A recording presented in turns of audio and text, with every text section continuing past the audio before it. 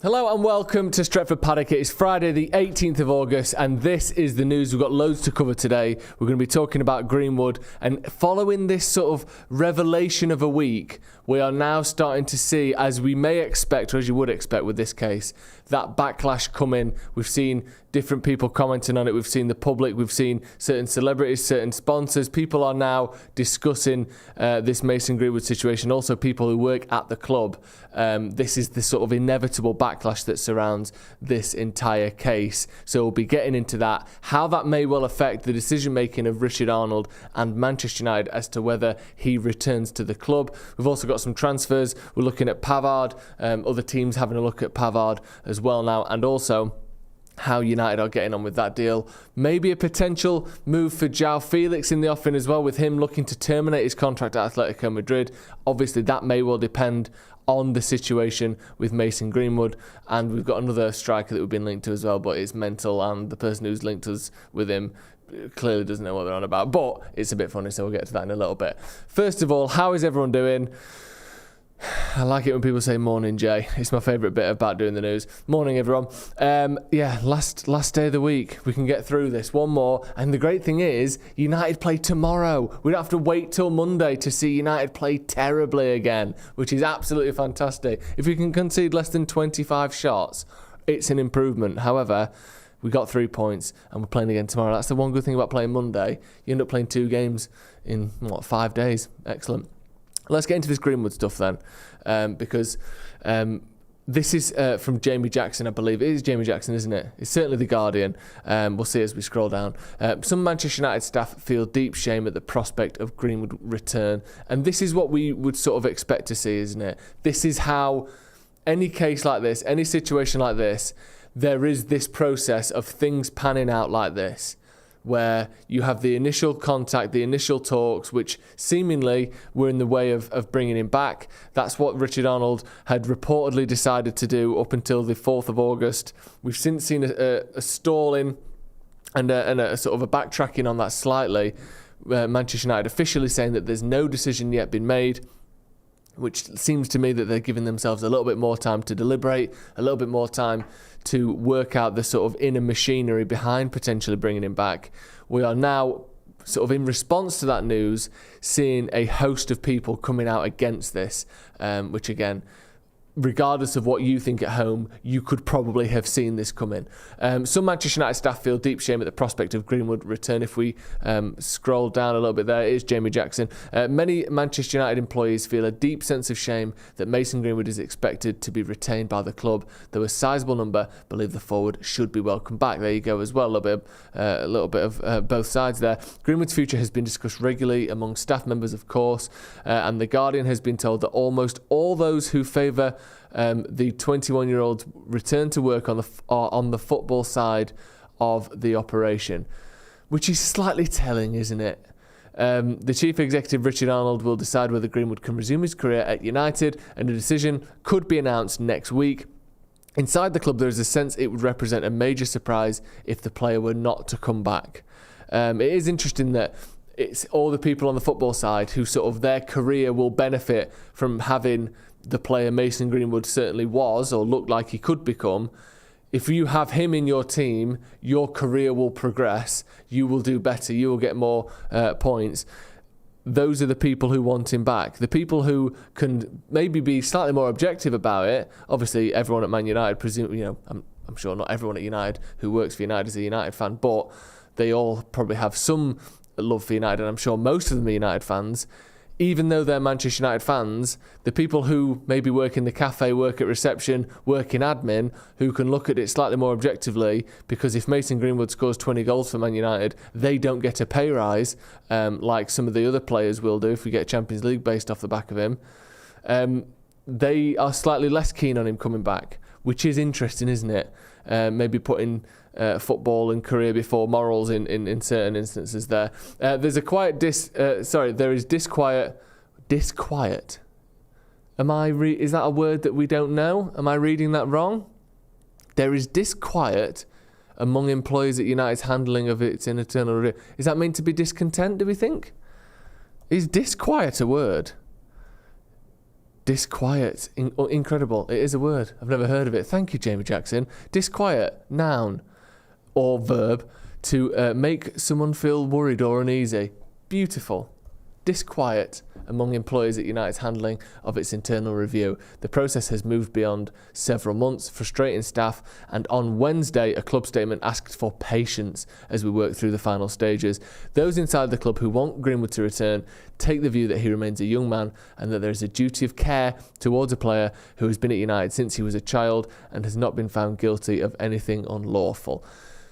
Interesting, and I think, you know, I've spoken about this a lot. I've given my opinions a lot on this, and, you know, at times I will continue to do so. I think I would refer to Adam McCullough's quote yesterday from the Off the Bar podcast that we did, which I'm sure a lot of you have seen already. But his opinion on this was, where is that duty of care or supposed duty of care when it comes to releasing academy players, when it comes to Angel Gomez or Ryan Tunnicliffe or James Wilson? United are quite happy to let players leave the club, let academy players leave the club when it suits them, when they don't further United's footballing endeavours. Then there's no duty of care then. The only duty of care is to find them another club. You know, this duty of care sort of excuse only seems to exist when it's a player that's really fucking good at football, which is, again, quite telling, I would say. Let's move on to our second story. Actually, no, not just yet. Let's get into some of the comments. And obviously, some of the comments I can't read out because of the nature of what people are saying, which is fair enough. And I understand that this is a very sort of fractious and difficult situation. Armitage Shank says, if Greenwood scores a last-minute winning goal against Liverpool, would you cheer any less than if it was Rashford? My answer to that would be, I don't think United should put people in that situation. I don't think that's a position that we should be in. You shouldn't have to decide whether or not you cheer the abuser. Do you know what I mean? Because he did something you like, but he's done something in the past that was sort of morally wrong. Why should I be put in that position? Manchester United has a duty of care, I would say, to its fans as much as it does to Mason Greenwood, or more so to not put people in that position. Like, to me, that's the duty of care here, not Mason Greenwood. Etienne, and you know what? I'm not going to read that, to be honest. I just think the logic there. You can read the super chat yourself. I think the logic there is farcical, to be honest. And also, where people sort of bringing Cantona into this, Cantona was banned for 10 months. He was banned for 10 months as a result of what he did. Mason Greenwood has been suspended during his investigation, but hasn't had an official ban from Manchester United. He hasn't had any punishment whatsoever, except for the fact that he hasn't played while he's been in literally an ongoing criminal investigation, which isn't a ban. That's just common sense. Anyway, let's move on to Pavard. And again, I respect people's opinions. Obviously, any abuse or anything like that, we don't want on Stretford Paddock, but you're entitled to your opinion. I'm not going to try to, insult anyone for what they think, but I think we need to think sort of slightly bigger than just can he score for Manchester United or not. Manchester United Man United's deal for Benjamin Pavard set to be hijacked by European giant. Ooh, who will it be? Who's the European giant? A Serie A team. Okay, how giant can they be then? No, Inter Milan, which is a giant. They got to the Champions League final last year. Inter Milan have made a 21 million bid for Bayern Munich defender Benjamin Pavard, according to reports. The French defender's future with the Bundesliga giants. There's too much talk of giants in this article. Why are we talking European giants, talking about Inter? Then we're talking about the Bundesliga giants. It's like the fucking New York Giants will be in it next. What in the fee-fi-fo form is going on here? Too much giant talk. The French defender's future with the Bundesliga giants has been in doubt this summer with his contract set to expire next year. I physically can't read, which is an issue when that's what this job entails. Manchester United were the front runners to land him, despite having an opening bid rejected by Bayern. It says in the middle of two pictures here. It was also reported that Arsenal may turn to Pavard to cover for Jurrien Timber, who is set to be sidelined for months after suffering a serious knee injury. I do feel bad for him, to be honest. It's an ACL injury, isn't it? Which could be most all, of the season to come, which obviously, I don't want Arsenal to do better than Manchester United, but I feel sorry for any player, especially a new transfer that comes to a new league and does his ACL in his first game. However, Inter have joined the race to sign and have made a bit of their own, according to Fabrizio Romano. I'll read a little bit more of this in a second.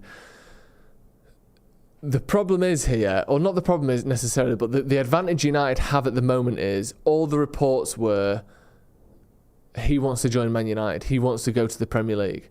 So hopefully that can buy us a little bit of time in terms of trying to sort something out for Maguire to go, because that's all the rumour, isn't it? Maguire has to leave before we can buy players, or McTominay has to leave before we can buy a midfielder, etc. The problem with that is there was a rumour that, or report should I say, that we don't want to sell Maguire now because we don't think we'll have enough time to bring someone else in. There's 13 days left of the transfer window. I know, things take a bit of time, but surely you can get a deal which is already, it's not like just being created. We've spoken to Pavard, we've spoken to Bayern. Like, that deal wouldn't be that difficult to finish off. And yet we're saying, we're probably not going to sell Maguire now because we'll be left short. That seems like a lie to me. That doesn't seem in what's the word? That doesn't seem real. That doesn't seem in line with what we've seen from transfers down the years. That's what I'm trying to say.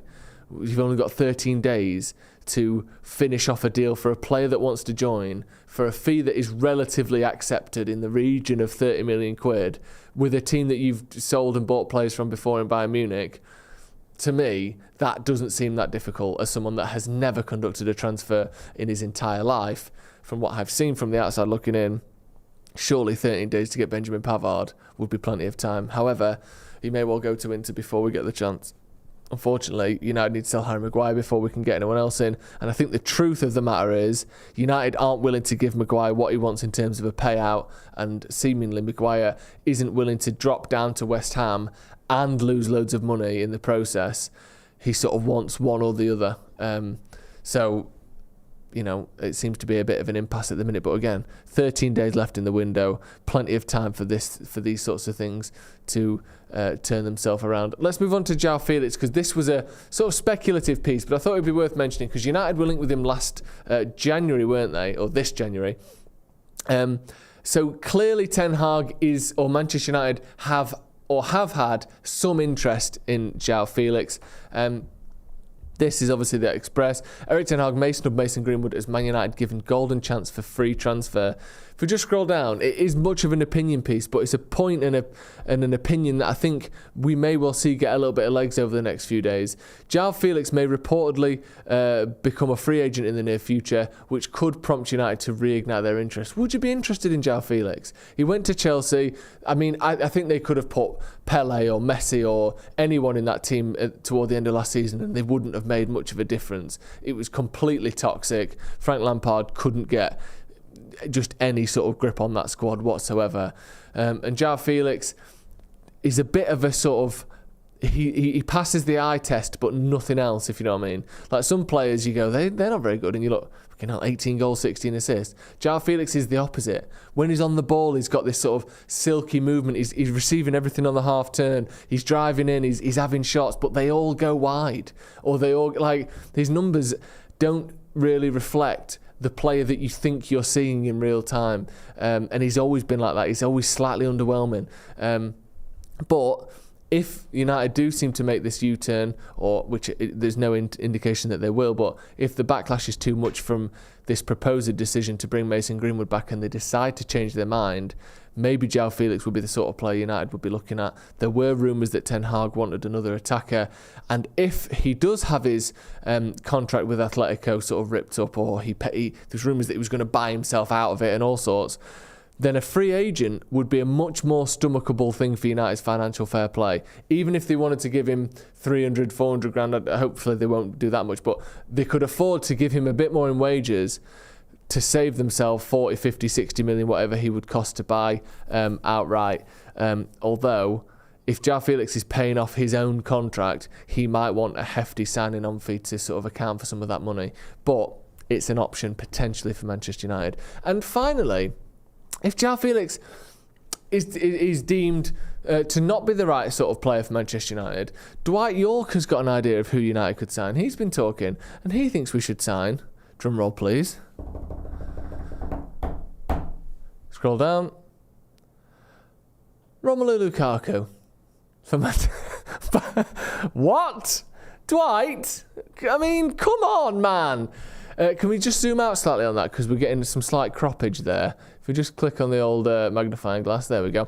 Dwight York believes that Manchester United can solve their goal scoring problem with a shock loan move for Romelu Lukaku. United struggled in front of goal once again as they beat Wolves 1-0 on Monday, relying on Rafael Varane to get the winner. Marcus Rashford started the game up front with neither Anthony Martial or Rasmus Højlund available, nor Højlund arrived in Let's get to the quote, shall we? Romelu Lukaku is absolutely still good enough to play for a top 6 club, York said. I think Man United or Tottenham should take Lukaku on a short-term loan deal and agree to pay a certain amount of wages. As much as people say about Lukaku, he has a very impressive goal-scoring record and he doesn't get as much credit as he deserves. If you have a fired-up Lukaku who wants to play for you, he's a match winner and a handful for any opponent in the world.